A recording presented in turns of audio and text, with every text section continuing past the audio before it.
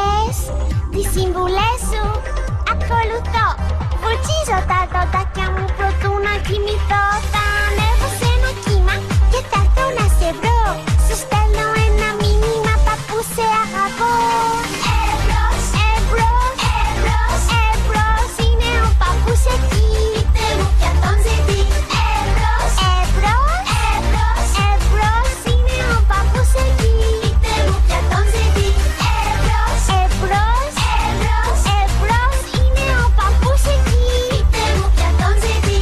Εμπρός, εμπρός, εμπρός, εμπρός, είναι ο παππούς εκεί. Πείτε μου ποια τον ζητεί. Ακούσαμε την Μπεμπέ Λιλί στο τραγούδι «Είναι ο παππούς εκεί» από το νέο CD και DVD Μπεμπέ Λιλί.